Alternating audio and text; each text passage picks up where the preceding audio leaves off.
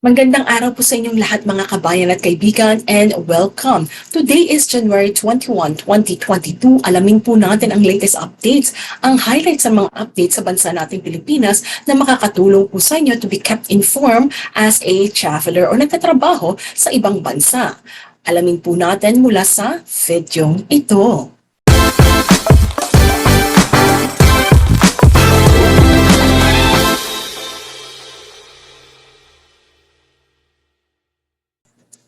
Magandang araw po sa inyong lahat mga kabayan at kaibigan. Ako po si Jamey Iris at welcome to my channel. This is Jamey Iris TALK TV kung saan we talk, we discuss, we chat different topics po for different episodes. For this episode, ang pag-uusapan po natin are all about updates.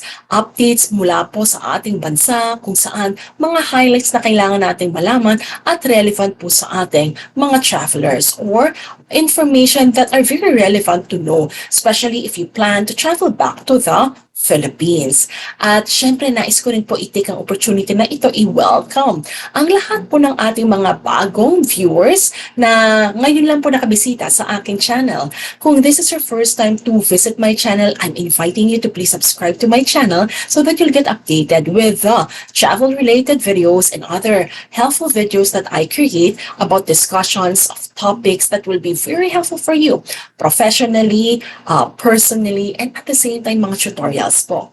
At syempre, welcome back po sa lahat ng ating mga subscribers na palagi pong nanonood sa ating mga episodes. Hello sa inyong lahat mga kabayan at kaibigan. Para po sa detalye ng ating mga balita, bigyan ko po muna kayo kung ano po ba yung mga i-discuss natin sa araw na ito. Para po sa ating balita, alamin po natin, ilan na po ba ang COVID cases ng Pilipinas? Patuloy ba itong bumababa? Dahil kahapon po, nag-22,000 plus na lang po tayo. Ano kaya ang new COVID cases para sa January 20, 2022? Last January 19 po, nabanggit ko na 22,000 na po tayo. Alamin po natin ang recent update for yesterday po yan. Yung numbers natin ngayon, mamaya pa po kasi yan gabi na kumbaga po malalaman. So bukas ko na po sa inyo i-share. Now, yan pong datong yan ay galing po sa Department of Health.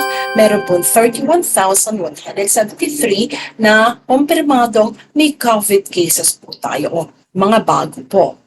Now, aside from this, alamin naman po natin ano-anong mga probinsya because of the rising COVID-19 cases at ganoon din po sa total number of beds po, hospital beds po na na-occupy doon sa lugar na yon, tinaas na po nila ng alert level 4. Of course, this is much restricted at ganoon din po may ilan pang dinagdag, 15 po sa under alert level number 3. Alamin po natin ito. Ang source po natin is from the Office of the Presidential Spokesperson at CNN Philippines.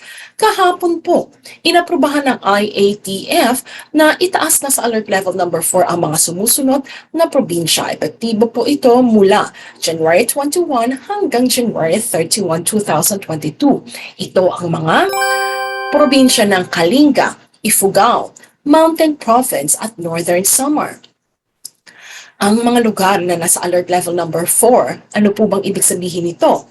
Mula sa moderate to high risk classification for COVID-19 transmission at ang healthcare capacities nito ay mataas na sa 70% ayon sa DOH. Sa ilalim ng alert level number 4, ang mga edad na 18 pababa at 65 pataas, may mga sakit at buntis ay hindi po maaring lumabas sa kanilang mga tahanan.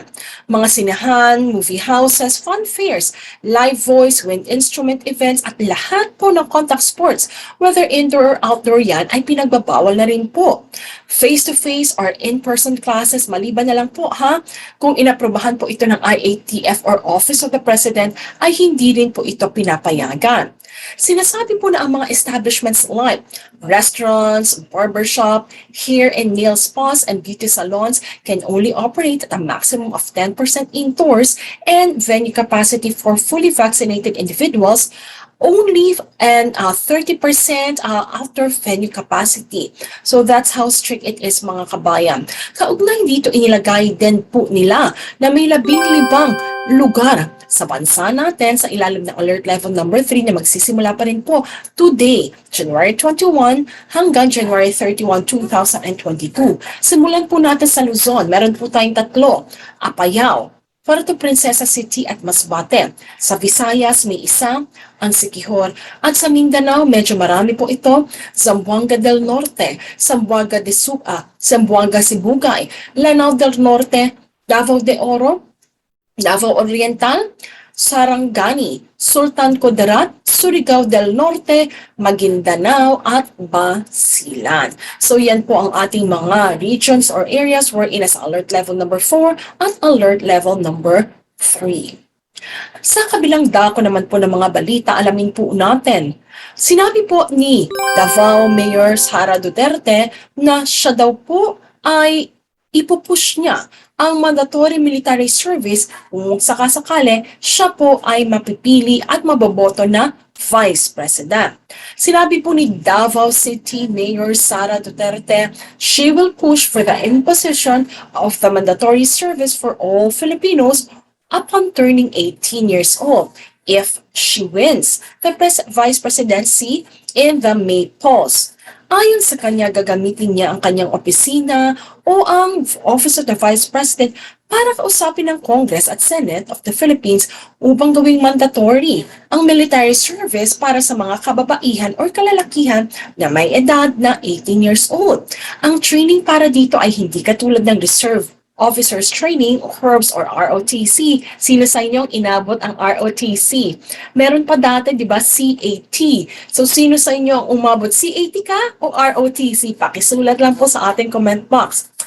Sinabi niya po dito, so ang training na ito para daw katulad ng ROTC or CAT, ito ay aabot lamang ng 1 linggo o 1 buwan. Ayon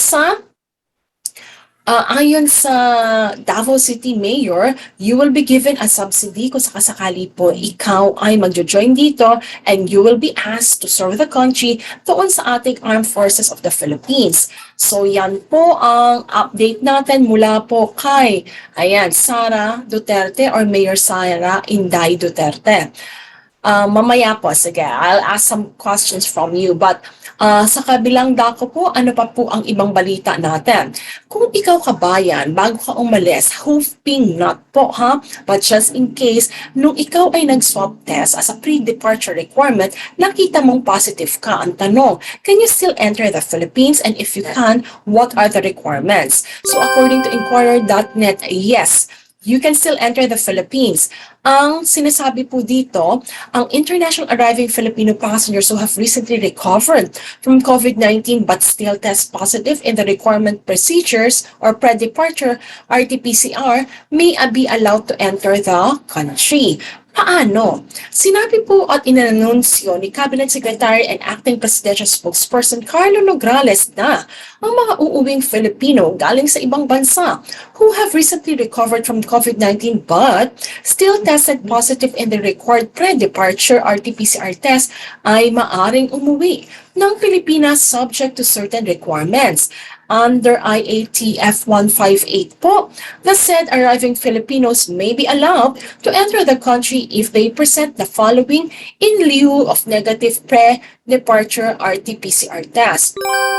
Number 1, positive RT-PCR test taken within 48 hours prior to the date or time of departure from country or port of origin. Ayan po. Now, medical certificate issued by a licensed physician stating that the traveler has completed the mandatory isolation period and is no longer infectious and has been allowed free movement or travel. At huling-huli po, positive RT-PCR test taken not earlier than 10 days but not later than 30 days prior to date or time of departure from the country or port of origin. Sinabi po ni Nograles na upon arrival, they shall be required to observe the facility-based quarantine applicable to them based on the classification of the country, territory, jurisdiction, of origin, and the passenger's vaccination status. However, if fully vaccinated and coming from the green list countries or territories, you shall be required to undergo the quarantine or the facility-based quarantine prescribed for your yellow list and or territories jurisdiction for fully vaccinated arriving passengers. So yun po mga kaibigan, maaari naman po kayo pumasok basta meron po kayo lahat ng requirements na yon. At kung sakasakaling galing kayo sa green list country, kahit po fully vaccinated kayo, usually kasi diretso sa bahay, pero dito po they explain that because you tested positive prior your flight, then they just have to do basic check-up about that one. Kumbaga, ang pwede pong mangyari po sa inyo is you have to still go for hotel quarantine. Ang i-observe na po ninyo is kung ano yung binigay nila sa fully vaccinated yellow list country, which is ang iyong swab testing is on the 5th day at ang swab testing mo mismo is on the 6th day. Yan po mga kabayan ang ating mga balita sa araw na ito na I hope nakatulong so that you will be kept informed. I do have a question for you. So what can you say? So before we go, write it down on the chat box. Let's talk. Let's discuss. So what can you say about the well, hindi pa naman po pinopropose ngayon, pero idea pa lang po ito, concept na 18 years old above. Sinasabi po ni Vice Mayor Sara Duterte na isasuggest po na magkaroon ng military service, kumbaga much longer and different from CAT and ROTC. At pakisulat na rin po, kayo ba ay nag-ROTC or nag-CAT? So with that mga kabayan at kaibigan, looking forward na makita ka pa po kayo sa ating ibang mga episode at iniimbitahan ko po ang mga first time visitor po natin dito to please subscribe to my channel so that you'll get updated with the latest travel info at ganoon din at mga iba pa pong mga bagay na makakatulong po sa inyo like tutorials. So with that mga kabayan at kaibigan, maraming salamat sa palagi niyo po panonood sa aking channel. This is Jamey Iris, simply saying thank you for watching Jamey Iris Talk TV. I'll see you next week. God bless and stay safe everyone.